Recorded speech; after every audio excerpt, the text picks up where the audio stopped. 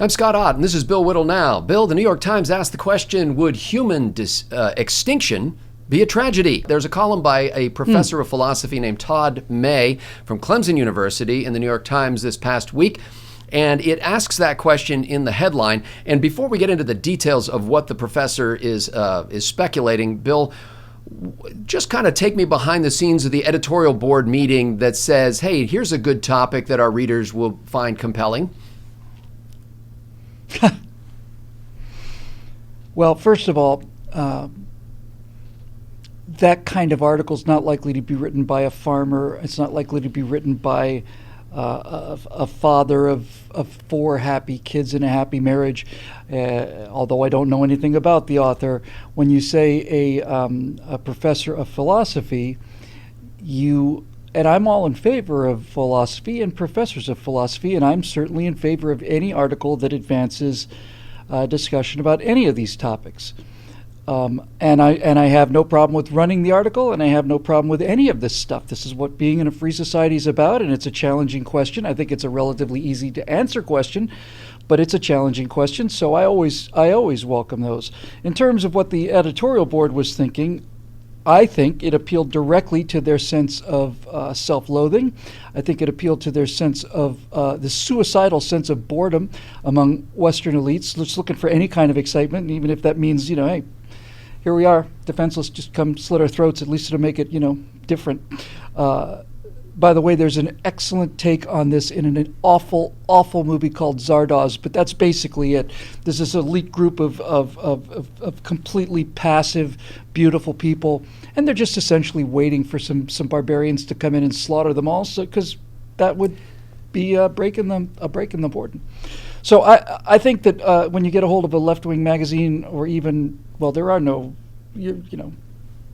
there's these guys, and then there's responsible journalism. But what magazine was it published? This is actually a column in the New York Times, and let me tell you, oh, well, there you go. Speaking of psychotics, when Todd May, the columnist, this professor of philosophy from Clemson, presented the argument, he essentially, and I'm oversimplifying because he's very nuanced in the whole thing. Okay, sure. But basically, he said, look, on the one hand, you have human-caused climate change, you have human population encroachment on natural ecosystems, and you have factory farming, all of which will cause, if they have already, and will cause more, tremendous suffering among conscious beings, non-human conscious beings on Earth. Okay, let's just stop right there.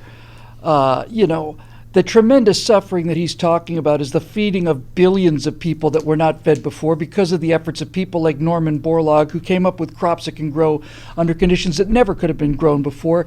Capitalism and this kind of science of farming has fed billions, saved billions of lives.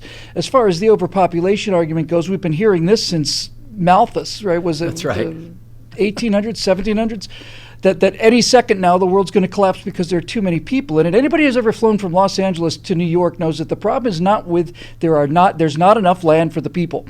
There are some areas where there are too many people in one place, but in terms of area and resources, no. So, and as far as the idea that the Earth will suddenly become extinct of all human life, if it were to raise its temperature globally by 1 or 2 degrees centigrade in 100 years, that's just plain insane. 65 million years ago, the center of the United States was under 2 miles of water because the entire planet was far, far hotter than it is today, and carbon dioxide levels were something like 5 or 6 times current. Not only 5 or 6 times current levels, but 5 or 6 times beyond the worst possible case of the climate change So Professor May isn't actually arguing the case for climate change. He's just taking that as a given. But let me say, because in his defense, okay, well then let me just say that the inclusion of the climate change issue and the overpopulation issue and the so on already tarnishes what would be an interesting moral and philosophical argument by injecting politics into this that are not based on anything other than this guy's personal belief system. In fact, not only are they based on his belief system, they're counter-indicated by mountains of evidence in a lot of those So he would also cases. agree with you, Bill, that human beings have done a lot of spectacular things. He specifically mentions a number of things, including the creation of art and literature and things like that that are pure moral goods in his view. He says that, if the Louvre in Paris were to catch fire, few of us would run in to rescue the works of art before we rescued the humans that were there. We would take care of our own because there's inherent value in a soul. But he also poses the question, wouldn't it be better, because we cause such suffering on the planet among conscious non-human beings, wouldn't it be better if some of us would just voluntarily end our own lives? Did he say some of us? Or Well, all of he us? just- Is the article not titled? Did he say the word human extinction? He mentions human extinction, but he doesn't specify a method. So he kind of has two things. Well, One of them, well, human extinction and reduction of population are two different things. So if he mentions extinction anywhere in the world, rather anywhere in the article, then he's talking about the elimination of the human race on planet Earth, and his entire argument, no doubt, because we've heard this many times before from the left, is that the world would be a better place without the cancer of humanity on it. I suspect that's a general he's saying tone of where that, he was but he's going. also saying it would be a mixed bag. He's saying, there would be a great loss No if kidding. humans were missing. It would be a great tragedy. However, it would also benefit many other sort of conscious non-human beings. Okay, so if he's saying that the loss of humanity on the planet would be a great tragedy, but there would also be benefits, then we've already resolved the question of whether or not human extinction would be a tragedy. Don't you understand that human beings are the only animals on the planet that are capable of making a moral distinction at all? Ever? Have you seen killer whales attack a baby gray whale calf and rip it to pieces? Have you ever seen a lion eat a baby wildebeest, a little tiny baby wildebeest alive and eating it as alive, and it's kicking and screaming and bleeding? The only people that can make a moral distinction about that and say that's horrible suffering or that's cruel or whatever are human beings. They're the only ones capable of even having the discussion in the first place. So for you to say that I'm looking at the world through a human perspective is to admit that there is a human perspective, because there are no chimpanzees' perspectives on extinction, because they're not capable of it. Neither are dolphins, and neither are elephants, and neither are any of these things. Neither are Democrats, apparently. So we are talking about the ability of conscious beings to make a moral case. And if you're telling me that my ability to make a moral case automatically disqualifies me from the argument by biasing my perception, then I would reply that you're absolutely right. Yes, as a conscious person, I am biased by the fact that I am the only I'm a member of the only conscious species capable of having this discussion. So what an absurd thing to say, I have human bias. Of course I have human bias. And of course I do. And so do you. Believe it or not, Professor May would grant you all of that and agree with you. See, he's Okay, kind of playing. so- He's playing the role of the kibitzer on the side of a fight, who's basically saying afterward, "Hey, I didn't tell him to punch the other guy in the nose. No, of course I just not. asked if he thought it might be a good idea to punch the other guy in the nose." Well, then let's just deal with what, if we had the details of the article in front of us, we could deal with what he said, but let's look at the political issue, because that's really what this is about.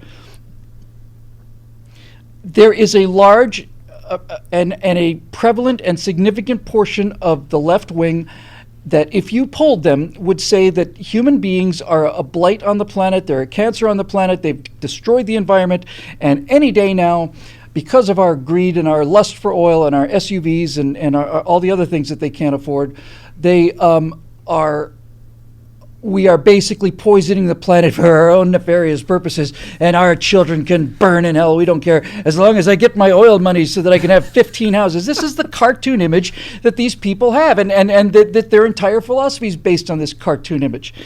I'm going to take a slight diversion here, because I think it's a fascinating subject, but you're going to have to just give me 2 minutes on this. We have been looking for signs of extraterrestrial life since the 60s. And we have been competently looking for it in terms of very wide spectrum analysis of significant portions of the sky for at least 20 years. And there's nobody talking out there. That doesn't mean there's nobody out there, but it does mean that what we thought we would probably see, in other words, a galaxy full of intelligent life, doesn't seem to be showing up. And a number of scientists and astronomers are wondering why. And I'm just an amateur, I'm just an amateur astronomer. I started teaching astronomy in an amateur fashion when I was 13. But here's the point I'm trying to make. If you look at, we always thought that life on Earth, intelligent life, because I think biological life is everywhere, but intelligent life, we always thought was just a matter of having a planet in the Goldilocks zone. It's not too close to be too hot, not too far to be frozen. And as long as you had the orbital parameters so that you were inside this temperature belt, then naturally life would arise, and naturally intelligence would arise, and therefore there'd be hundreds of millions of intelligent species in the galaxy. So far, so good. But we're not seeing that.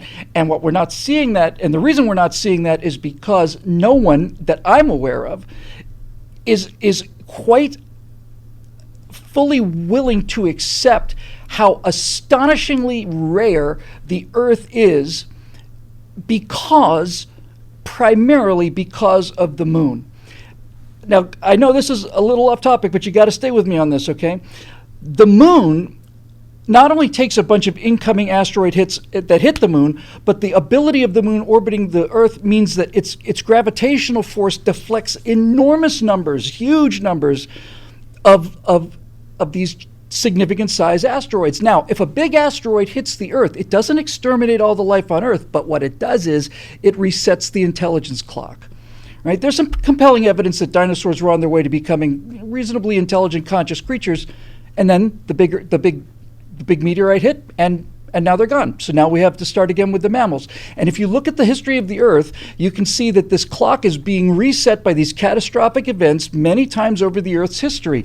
Now, without the moon, those reset buttons would be coming at a far, far greater rate. We would undoubtedly would have experienced some giant planet-level extinction event long before you and I are sitting here having this conversation. So the moon is essentially the shield of the Earth, but the moon is virtually impossible to create. It was created by a fluke coincidence of two planets, Earth Mark I and Orpheus. They had to hit it exactly the right angle. If they don't hit it the right angle, it just turns into a ring or a belt. It has to in order to create a sizable moon, this collision had to be exactly perfect. And then on top of that, the moon produces tides, and when you have tides, you have the ability for ocean life to slowly begin its migration and evolution onto land. And furthermore, you have axial tilt on the Earth, which is 23 degrees. If there was no tilt to the Earth, there'd be no seasons. If there were no seasons, there'd be no winters. If there were no winters, there'd be no reason for intelligence, because you wouldn't have to plan ahead for 6 months of no food. If the Earth rotated faster or slower, if it rotated much faster, you wouldn't really have time for these plant cycles to get going. And if it was much slower, you'd cook one side and freeze the other. And what I'm trying to say is, I can go on and on and on with this, by the way, but the elements that make the Earth unique in the galaxy are far, far, far more numerous than we ever expected. And so if you were to tell me, from somebody who had the answer, that we were the only intelligent life in the galaxy, 20 years ago I would have said you're nuts. Today I would say I think you're probably right. So if that's the case, then this entire discussion, the fact that there's an internet, the fact that you're watching this program right now, the fact that there are clicks in the number of watches, and all of this stuff, the fact that we go outside and we turn on the electricity and water runs and all the rest of this stuff, is a once in the history of the universe miracle, or one that's reproduced so infrequently as to be essentially once in the history of the universe miracle. And now you're telling me that this one-time event that is looking more and more and more and more and more unlikely as we get a better understanding of all these things, you're telling me that somehow this one-time miracle of intelligence and science and culture and civilization deserves to go because some D-bag someplace has a bad opinion about people in flyover country? You know, this whole thing is predicated on a lie. We're not running out of resources. We're not running out of energy. We're not running out of any of these things. If we have a food problem, it's a food distribution problem.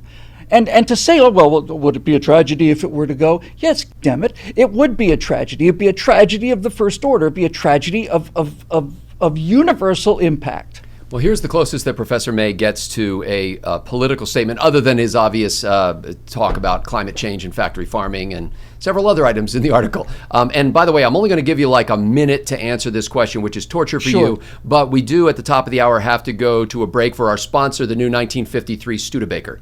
And we have traffic on the nines as well. Yes, exactly. So here's the thing. Professor May says that it would be terrible suffering to either have people committing mass suicide or to kill off existing humans. However, preventing the birth of future humans would harm nobody. And so the way to at least winnow the population down to something much more manageable and less harmful to the earth might not be a bad idea. Don't you think, Bill?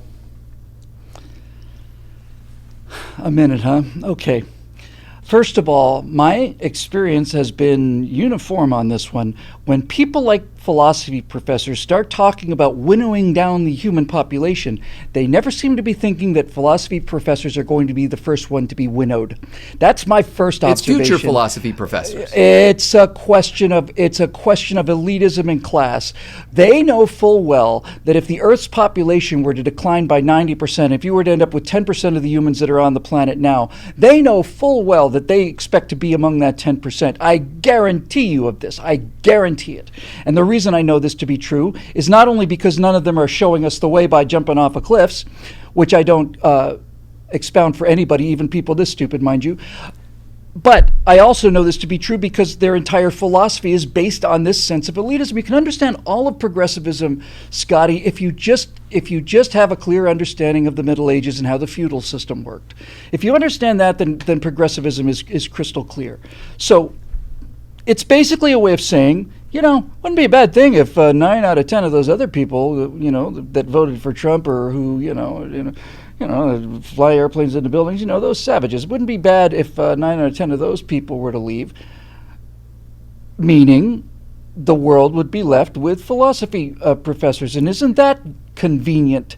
So that aspect of it is just something I completely disregard. And the most important point, the single most important point in this entire argument, forget about the planets and all the rest of this stuff, the single most important argument is that this guy is apparently arguing that non-existence is somehow superior to existence, that the non-existence of people is good.